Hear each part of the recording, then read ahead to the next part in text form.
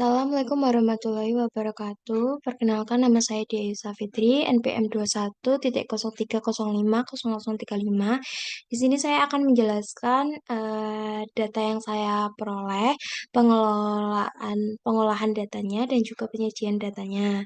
Di sini untuk data mentah saya mendapatkan nilai pretest dan posttest dari sekolah A, B, C, D, dan E sebagai sampel dan juga mendapatkan nilai kenaikan dari setiap sekolah. Di sini saya eh, menyajikan yang pertama menggunakan diagram batang, yaitu untuk nilai pretest dan posttest. Nilai pretest itu di setiap sekolah, jadi nanti ada 5 5 diagram dari setiap sekolah. Ya, ungu ini untuk nilai pretest dan merah untuk nilai post-testnya. Terus juga di sini ada berwarna abu-abu yang menggunakan diagram garis itu bernilai kenaikan dari setiap siswa.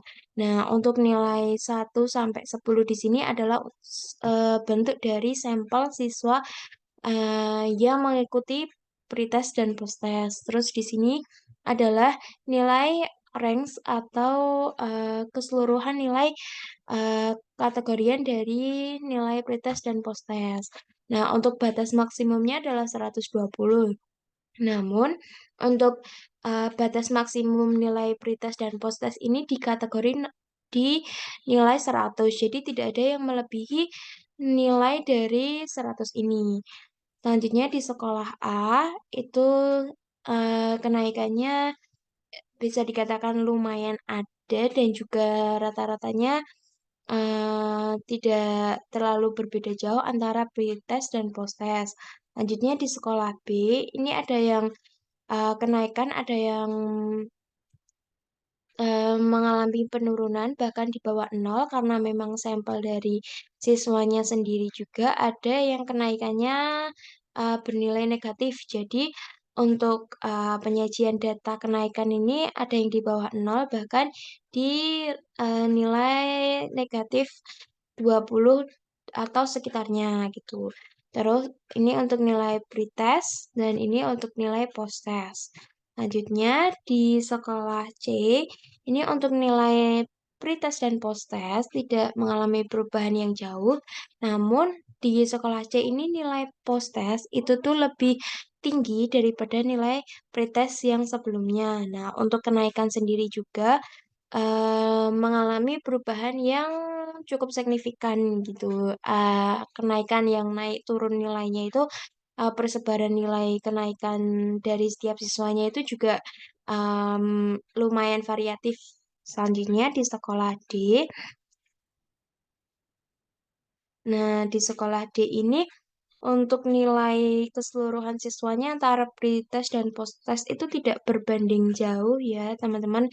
Jadi hanya apa ya, tidak untuk jarak nilainya itu tidak terlalu jauh, jadi kenaikannya tidak terlalu terlihat.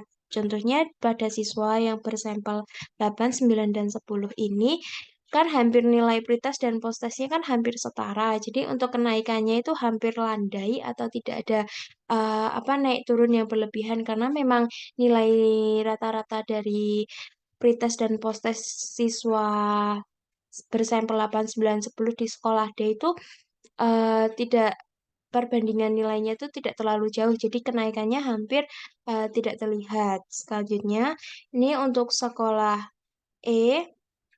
Nah, kenapa sekolah E untuk sampel siswa yang 10 ini bernilai negatif? Karena memang di sini siswa terakhir yang bersampel 10 ini diambil dari nomor 50, itu adalah bernilai negatif 24. Jadi untuk batasan nilai sampel 10 itu karena negatif jadi di bawah nol. Jadi untuk kurva kenaikannya itu lebih keturun ya, karena ini bernilai negatif. Selanjutnya, ini untuk persebaran nilai dari post-test dan pre-test dan post-test.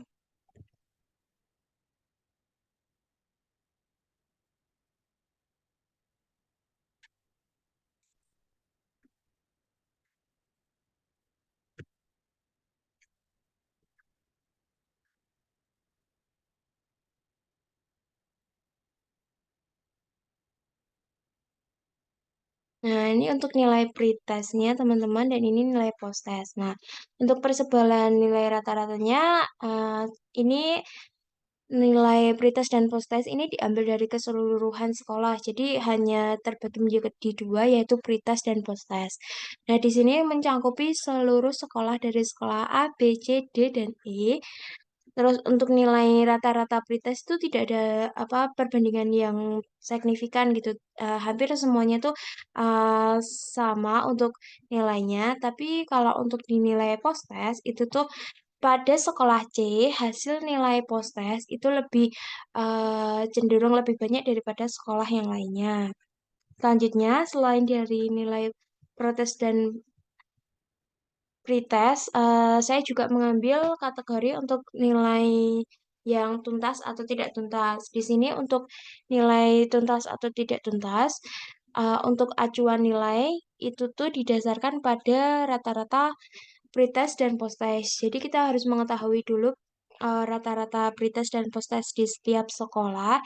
Nah, ini untuk rata-rata sekolah A itu pretest itu 49,3 dan posttest itu 62,8.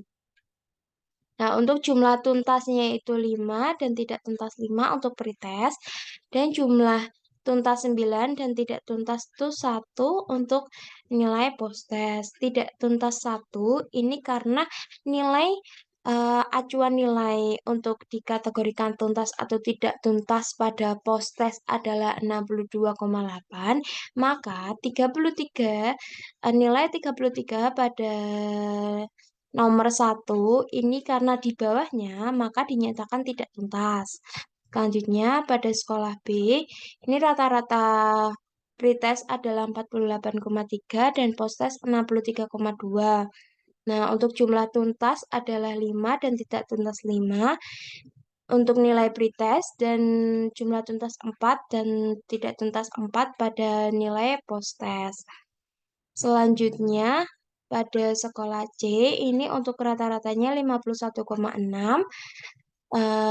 dan untuk nilai postasnya 85,7. Untuk jumlah tuntasnya adalah 6 dan tidak tuntas 4 untuk pretest. Dan untuk jumlah tuntas 4 dan tidak tuntas 6 pada nilai posttest.